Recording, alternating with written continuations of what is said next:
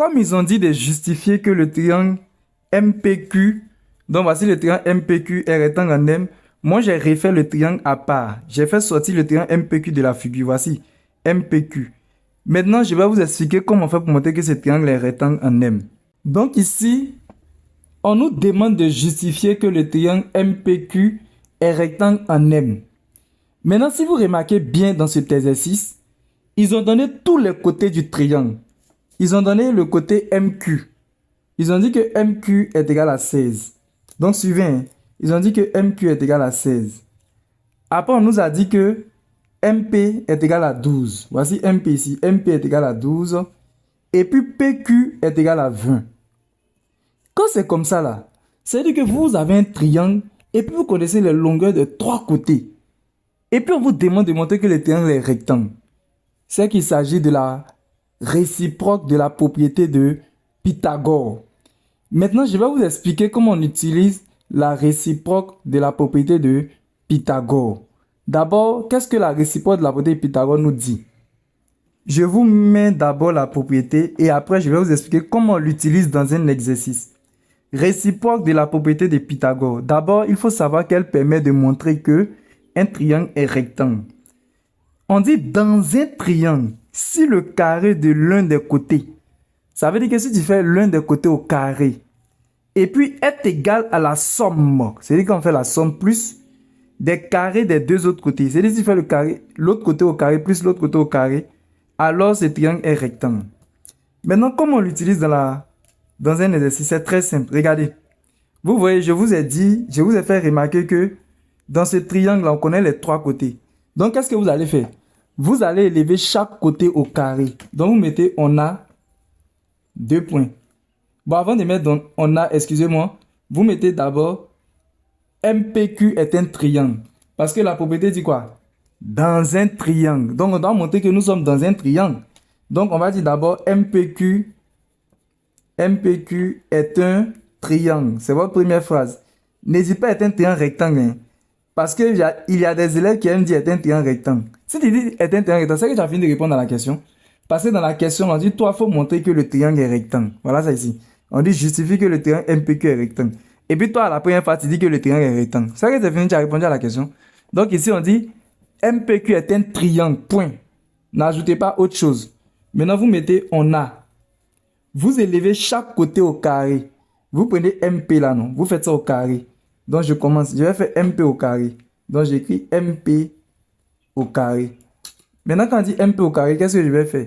Vous voyez ici, j'ai MP, non? Je vais remplacer MP par sa valeur et puis je vais laisser le carré là. Donc, ici, MP, selon l'exercice, MP c'est 12. Donc, j'écris 12 et puis je mets le carré. Maintenant, 12 au carré. Et quand on tape cela sur la machine, on obtient 144. Donc, j'ai calculé MP au carré, non? J'ai fait MP, c'est déjà bon. Je prends l'autre côté qui est MQ là. Je fais le MQ aussi au carré. Donc, je vais mettre MQ au carré. Et puis, je vais calculer. Maintenant, MQ au carré, je regarde MQ est égal à combien dans l'exercice. Dans cet exercice, on voit que MQ qui nous a été donné, c'est 16. Donc, je vais faire 16 au carré. Et puis, je calcule. 16 au carré nous donne 256. Donc, j'ai fait MP au carré, j'ai fait MQ au carré. Il me reste quel côté? Il me reste le côté PQ. Je fais PQ aussi au carré. Donc, je fais PQ au carré. Donc, PQ au carré, c'est-à-dire cette fois-ci, je vais remplacer PQ par sa valeur qui est 20. Donc, ça me fait 20. Et puis, je mets le carré. Maintenant, 20 au carré, ça fait 400. Très bien. Quand vous finissez de calculer les 3 côtés là, non, je vais vous demander de vous bloquer. Maintenant, vous regardez les nombres qui sont ici là. 144, 256 et puis 400. Qui est le plus grand? C'est 400, n'est-ce pas? Vous remarquez d'abord le plus grand. Maintenant, 400 est le plus grand. Maintenant, après, non, faites les deux plus petits là, additionnez-les. Faites 144, non, plus 256. Vous allez constater que ça donne 400. Si vous faites 144 plus 256 là, non, ça va donner 400. Vous allez remarquer cela. Ça sera toujours comme ça. Comme c'est comme cela, là, vous écrivez comme... C'est un constant enfin. Hein, comme 400, le plus grand là. 400 est égal à 144. Et puis c'est vrai. 400 est égal à 144 plus 256 alors, voilà, maintenant suivez ici. 400 là, c'est égal à 144 plus 256. C'est-à-dire le plus grand là, non. C'est égal au premier plus petit plus l'autre qui est plus petit. Vous mettez alors, non. Maintenant, la question que moi je vais vous poser, c'est quel côté au carré qui a donné 400? C'est simple, regardez ici. C'est PQ carré qui a donné 400. Donc vous remplacez 400 là, non, par PQ carré. Donc je vais écrire PQ carré égale. Maintenant ici on a 144, non. On va se poser la question, c'est quel côté au carré qui a donné 144? 144, le voilà ici. Regardez. C'est MP carré. Donc, à la place de 144, je vais mettre MP carré. Et puis après, je mets plus. C'est quel côté au carré qui a donné 256? Voici 256 ici. Regardez. C'est MQ carré qui a donné 256. Donc, je mets plus MQ carré. Ça va? Maintenant, pourquoi cette écriture est importante? Dans la propriété, on a dit... Dans un triangle, si un côté au carré, si l'un des côtés au carré, on voit que PQ au carré est égal à la somme. Donc voici plus ici, à la somme des carrés des deux autres côtés. C'est-à-dire on a un autre côté au carré plus l'autre côté au carré qui donne un côté au carré. Alors le triangle là est rectangle. Maintenant, avant d'écrire ça, vous allez dire d'après la réciproque de la propriété de Pythagore, puisque c'est la propriété de Pythagore qui nous permet de dire cela. Donc j'ai écrit... D'après la réciproque de la propriété de Pythagore, le triangle MPQ est rectangle en. Il est rectangle en quoi? C'est vrai, dans la question, ils ont déjà dit en quoi. Je vais vous expliquer quelque chose. Pour savoir le triangle est rectangle en quoi, vous regardez la partie où il y a plus là. Regardez ici. Quelle est la lettre qui est ici et puis en même temps qui est ici? Dans le bloc où il y a plus là, c'est la lettre M. La lettre qui se répète deux fois là. Sans cette lettre là que le triangle est rectangle. Mais lorsqu'il y a plus ici, donc on va dire que le triangle MPQ est rectangle en M. C'est comme cela qu'on fait pour démontrer que un triangle est rectangle en utilisant la réciproque de la propriété de Pythagore. La première étape, là, vous prenez chaque côté, vous faites au carré, au carré. Bon, d'abord, vous dites, par exemple, MPQ est un triangle. C'est votre première phrase. La deuxième étape, vous élevez chacun au carré, au carré, au carré. Comme ce qu'on a fait là, ici.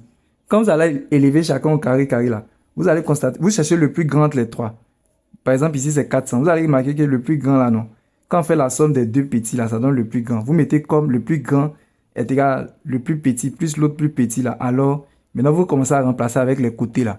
Vous dites, et puis après, maintenant, vous mettez d'après la réciproque de la propriété de Pythagore, le triangle MPQ est rectangle en. Vous prenez la lettre qui est là, ou bien vous regardez l'énoncé même. Parce qu'ici, dans l'énoncé, ils ont dit que le triangle est rectangle, de justifier que le triangle est rectangle en M. Maintenant, là, je m'adresse particulièrement aux élèves qui sont en classe de 3e, c'est-à-dire qui passent le BEPC, ou bien ceux qui veulent passer le concours des CAFOP. Parce que le concours des CAFOP en mathématiques, c'est le sujet qu'on donne, c'est ce qu'on donne aux élèves de 3e. Moi, j'ai corrigé les sujets de BEPC de 2015 jusqu'à 2025. Voilà, donc pour ceux qui veulent le corriger des BEPC en vidéo, je précise en vidéo, c'est vrai que je vais vous donner aussi la correction en PDF, c'est-à-dire dans les fichiers où ils ont écrit sur le papier, mais je vais faire les vidéos aussi pour vous expliquer les différents sujets. Chaque exercice en vidéo sera expliqué. Donc pour ceux qui veulent cette vidéo-là, ils m'écrivent sur mon numéro WhatsApp qui se trouve ici. Maintenant, quand vous allez m'écrire, vous me donnez votre nom, comme je l'ai dit, vous me dites votre classe. Si vous êtes en 3e, vous mettez je suis en 3e. Si ça vous passez le concours des CAFOP, vous dites je passe le concours des CAFOP. Ou bien ceux qui font candidat libre 3e, vous dites c'est pour faire candidat libre. Et vous écrivez je veux les vidéos du BEPC. Si vous voulez, vous mettez la note, mais si vous voulez, vous laissez. Et dans la même occasion, je tiens à préciser que actuellement, je fais cette vidéo-là en 2025. Mais même si vous, on ne sait jamais, cette vidéo-là va tourner sur les réseaux sociaux. Si vous rencontrez cette vidéo-là, par exemple, en 2027, ne vous inquiétez pas, écrivez-moi. Parce que quand on va arriver, actuellement nous sommes en 2026, quand on va arriver en 2026, je vais corriger le BPC de 2026. Quand on va arriver en 2027, je vais corriger le BPC de 2027, ainsi de suite. Donc, tant que je suis en vie, par la grâce de Dieu, chaque année, je vais corriger les différents sujets de BEPC. Donc, quelle que soit l'année à laquelle vous avez regardé cette vidéo, vous m'écrivez en disant « Je veux la vidéo du BEPC ». Sur mon numéro WhatsApp, je précise. N'oubliez pas de vous abonner à ma chaîne, de liker la vidéo, de la partager et de la mettre en favori. Pour toutes vos questions, veuillez les poser dans les commentaires. Je vous remercie.